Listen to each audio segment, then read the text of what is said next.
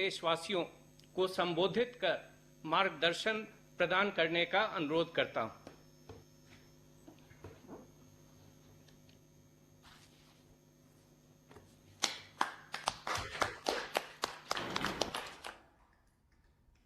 कार्यक्रम में मेरे साथ जुड़ रहे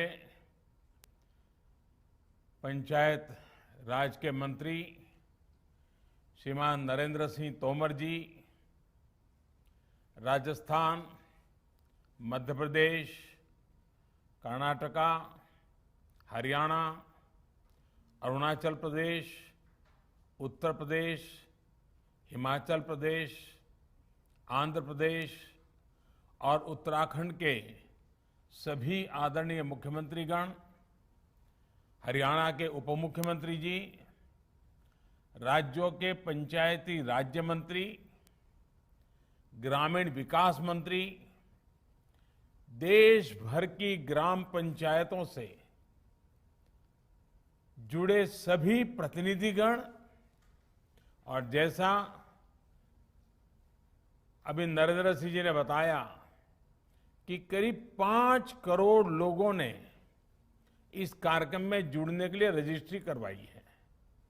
इतनी बड़ी तादाद में गांवों का इस कार्यक्रम में सहभागी होना अपने आप में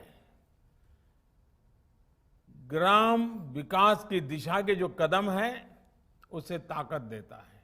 ऐसे सभी ये 5 करोड़ भाई बहनों को मेरा आदरपूर्वक नमस्कार।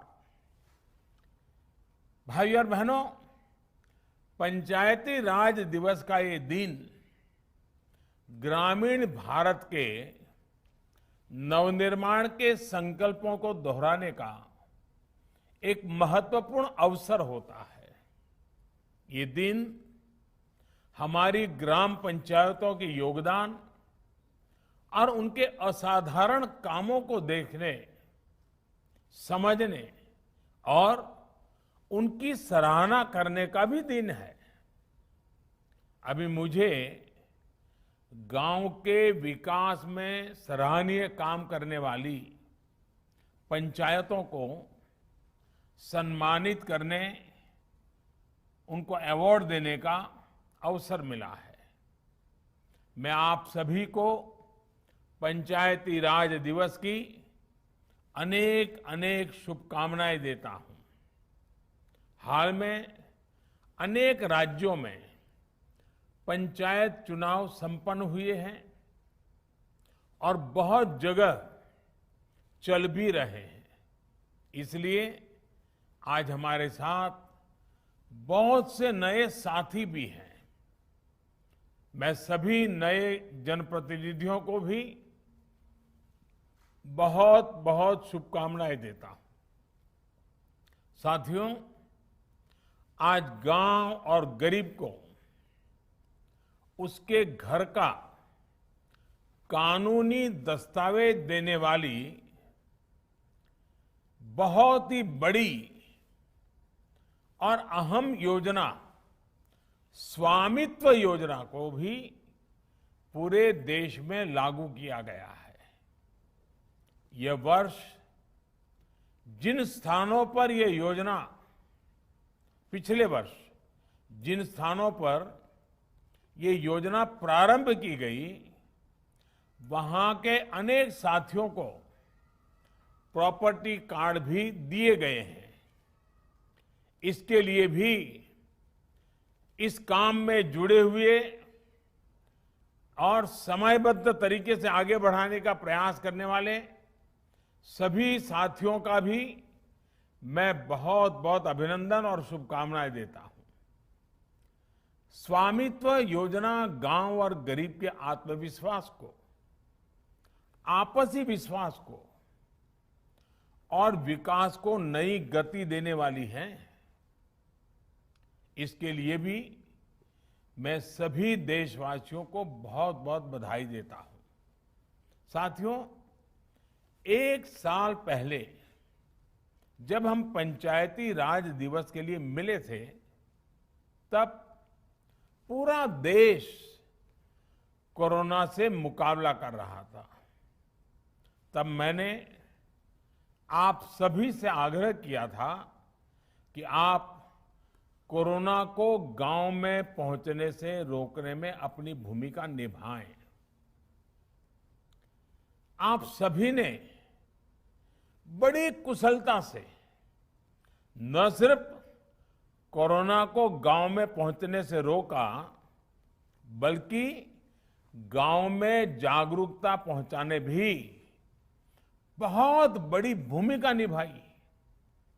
इस वर्ष भी हमारे सामने जो चुनौती है, वो चुनौती पहले से जरा ज्यादा है कि गांवों तक इस संक्रमण को किसी भी हालत में पहुंचने नहीं देना है, उसे रोकना ही है। पिछले साल जो आपने मेहनत की, देश के गांवों ने जो नेतृत्व दिखाया, वही काम इस बार भी आप बड़े चुस्ती के साथ, बड़ी डिसिप्लिन के साथ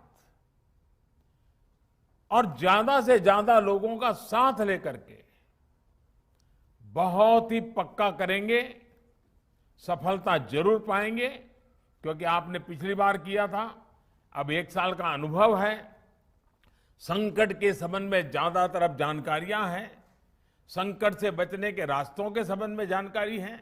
और इसलिए मुझे विश्वास है कि मेरे देश के, मेरे गांव के सारे लोग, गांव का नेतृत्व करने वाले लोग गांव में कोरोना को प्रवेश करने से रोकने में सफल होंगे और बहुत उत्तम तरीके से व्यवस्था भी करेंगे। जो भी गाइडलाइंस समय समय पर जारी होती हैं, उनका पूरा पालन गांव में हो, हमें ये सुनिश्चित करना होगा।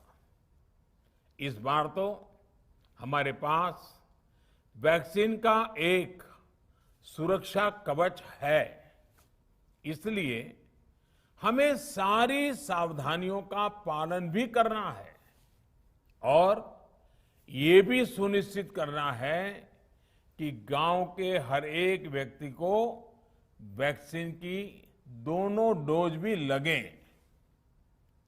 भारत सरकार अभी 45 आयु के ऊपर के हर व्यक्ति का मुफ्त टीकाकरण कर रही है, हिंदुस्तान के हर राज्य में कर रही है।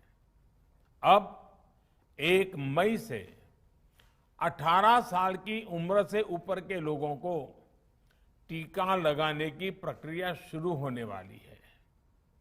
आप सभी साथियों के सहयोग से ही ये टीकाकरण अभियान सफल होगा। साथियों, इस मुश्किल समय में कोई भी परिवार भूखा न सोए, गरीब से गरीब का भी चूल्हा न जले, ये भी हमारी जिम्मेदारी है। कल ही भारत सरकार ने प्रधानमंत्री गरीब कल्याण योजना के तहत मुफ्त राशन देने की योजना को फिर से आगे बढ़ाया है। मई और जून के महीने में देश के हर गरीब को मुफ्त राशन मिलेगा। इसका लाभ 80 करोड़ से ज्यादा देशवासियों को होगा। इस पर केंद्र सरकार 26,000 करोड़ रुपए से अधिक खर्च करेगी। साथियों, ये राशन गरीबों का है, देश का है। अन्न का हर दाना उस परिवार तक पहुंचे, तेजी से पहुंचे, समय पर पहुंचे, जिसको इसकी जरूरत है, ये सुनिश्चित करना भी हम सबका काम है। और मुझे विश्वास है कि राज्य सरकारें और पंचायत के हमारे साथी बखूबी इसको भी निभाएंगे। साथियों, ग्राम पंचायतों के जनप्रतिनिधि के रूप में आपका रोल लोकतंत्र को मजबूत करना है और गांव की आकांक्षाओं की पूर्ति करने का है। हमारे गांव भारत के विकास और आत्मनिर्भरता के अहम केंद्र रहे हैं। पूज्य महात्मा गांधी जी कहते थे, आत्मनिर्भरता से मेरा अर्थ है ऐसे गांव जो अपनी मूलभूत जरूरतों को पूरा करने के लिए आत्मनिर्भर हो। लेकिन आत्मनिर्भर होने का मतलब ये नहीं है कि अपनी सीमाओं में हम बंद जाएं। पूज्य बापू के विचार कितने स्पष्ट है। यानी हमें नए नए अवसरों को, नई नई संभावनाओं को तलाशते हुए अपने गांवों को विकास के रास्ते पर आगे लेकर जाना है। साथियों, पिछले साल जिन 6 राज्यों में स्वामित्व योजना की शुरुआत हुई थी, वहां 1 साल के भीतर ही इसका प्रभाव भी देखने लगा है।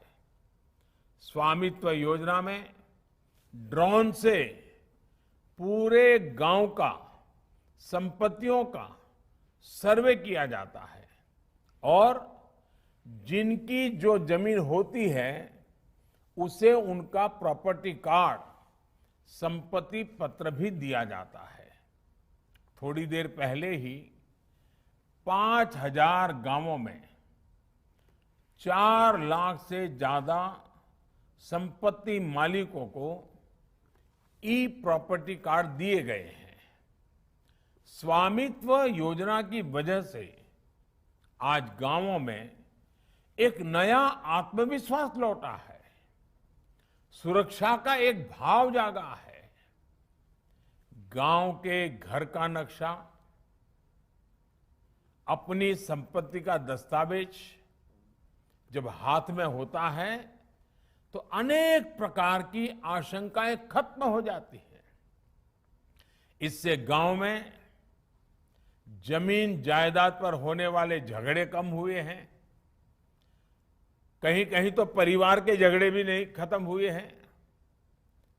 गरीबों, दलितों का शोषण की संभावनाएं भी रुकी हैं। करप्शन का एक बड़ा रास्ता भी बंद हुआ है। कोर्ट कचहरी के मामले भी बंद हो रहे हैं। जिन लोगों को अपनी जमीन के कागज मिल गए हैं, उन्हें बैंकों से लोन भी लेने में आसानी हो रही है। साथियों, स्वामित्व योजना की एक और विशेष बात है। इस योजना में ड्रोन सर्वे के बाद हर गांव का एक पूरा नक्शा, जमीन का पूरा हिसाब किताब भी बन जाता है। इससे पंचायतों को गांव में विकास के कामों को एक लंबी सोच के साथ, एक विजन के साथ व्यवस्थित ढंग से करने में भी ये नक्शा, ये मैप बहुत काम आने वाला है। और मैं सभी सरपंचों से आग्रह करूंगा, इसको बड़ा समझदारी से आगे बढ़ाएं ताकि गांव व्यवस्थित रूप से विकसित हो। एक प्रकार से गरीब की सुरक्षा, गांव की अर्थव्यवस्था और गांव में योजनाबद्ध विकास, इनको स्वनिधि योजना सुनिश्चित करने वाली है। मेरा देश के सभी राज्यों से भी आग्रह रहेगा कि इसके लिए सर्वे ऑफ इंडिया के साथ एमओयू साइन करने का काम जल्द से जल्द पूरा कर लें। कई राज्यों में इसके लिए भूमि कानूनों में बदलाव की भी जरूरत है। राज्यों को मेरा ये भी सुझाव है कि गांव के घरों के कागज बनने के बाद अगर कोई व्यक्ति बैंक लोन चाहता है तो उसको बैंकों में अड़चन ना आए, ये सुनिश्चित किया जाए। मैं बैंकों से भी अपील करूंगा कि वो प्रॉपर्टी कार्ड का एक फॉर्मेट बनाए जो बैंकों में लोन के लिए स्वीकार्य हो। आप सभी पंचायत के प्रतिनिधियों को भी स्थानीय प्रशासन के साथ तालमेल और गांव वालों को सही जानकारी देने के लिए काम करना होगा। साथियों, हमारे देश की प्रगति और संस्कृति का नेतृत्व हमेशा हमारे गांवों ने ही किया है। इसलिए आज देश अपनी हर नीति और हर प्रयास के केंद्र में गांवों को रखकर आगे बढ़ रहा है। हमारा प्रयास है कि आधुनिक भारत के गांव समर्थ हो, आत्मनिर्भर हो। इसके लिए पंचायतों की भूमिका को बढ़ाया जा रहा है। पंचायतों को नए अधिकार दिए जा रहे हैं। पंचायतों को डिजिटल बनाने के लिए हर गांव को फाइबर नेट से जोड़ने का काम भी तेजी से चल रहा है। आज हर घर को शुद्ध जल देने के लिए चल रही जल जीवन मिशन जैसी बड़ी योजना की जिम्मेदारी पंचायतों को सौंपी गई है। ये अपने आप में एक बहुत बड़ा काम हमने आपके जिम्मे, आपकी भागीदारी से आगे बढ़ाया है। आज गांव में रोजगार से लेकर गरीब को पक्का घर देने तक का जो व्यापक अभियान केंद्र सरकार चला रही है, वो ग्राम पंचायतों के माध्यम से ही आगे बढ़ रहा है। गांव के विकास के लिए प्राथमिकताएं तय करनी हो, उनसे जुड़े निर्णय लेने हो, इसमें भी पंचायतों की भूमिका बढ़ाई गई है। आप अपने गांव की चिंता करें, गांव की इच्छाओं अपेक्षाओं के मुताबिक विकास को गति दें। इसके लिए देश आपसे अपेक्षा भी कर रहा है, आपको संसाधन भी दे रहा है। यहां तक कि गांव के अनेक खर्चों से जुड़ी अनेक शक्तियां भी सीधी पंचायतों को दी जा रही है। छोटी छोटी जरूरतों के लिए आपको सरकारी दफ्तरों में अब कम से कम जाना पड़े, इसकी चिंता कर रहे हैं। अब जैसे आज ही जो कैश इनाम, कैश प्राइज यहां दिए गए हैं, वो सीधे पंचायतों के बैंक अकाउंट में जमा किए गए हैं। साथियों, भारत सरकार ने 2.25 लाख करोड़ रुपए से ज्यादा की राशि ग्राम पंचायतों के हाथ में ही दी है। इतनी बड़ी धनराशि पंचायतों को इससे पहले कभी नहीं दी गई थी। इस पैसे से गांव में साफ सफाई से जुड़े कार्य, उसकी प्राथमिकता रखनी चाहिए। साफ पीने के पानी की व्यवस्था करने के लिए प्रयत्न करना चाहिए। स्वास्थ्य सेवाओं को बेहतर बनाने के लिए भरपूर प्रयास करना चाहिए। लेकिन जब गांव के विकास के लिए इतना पैसा जाएगा, इतने काम होंगे, तो अपने ग्रामवासी ये भी अपेक्षा करेंगे कि हर काम में पारदर्शिता होनी चाहिए। ये अपेक्षा आपसे ही है और आपसे ही की जाएगी। आपकी ही ये जिम्मेदारी होगी। इसके लिए पंचायती राज मंत्रालय ने ई ग्राम स्वराज के जरिए पेमेंट्स की ऑनलाइन व्यवस्था की है। जो भी पेमेंट होगा वो public finance management system PFMS इसके माध्यम से होगा। इसी तरह वर्ष में पारदर्शिता और जिम्मेदारी तय करने के लिए ऑनलाइन ऑडिट की व्यवस्था भी की गई है। मुझे खुशी है कि बड़ी संख्या में पंचायतें इस सिस्टम से जुड़ गई हैं। मैं देश के सभी पंचायत प्रधानों से अनुरोध करूंगा कि अगर आपकी पंचायत इस सिस्टम से नहीं जुड़ी है तो जल्द से जल्द आप इसमें जरूर जुड़ जाएं। साथियों, इस वर्ष हम आजादी के 75वें वर्ष में प्रवेश करने वाले हैं।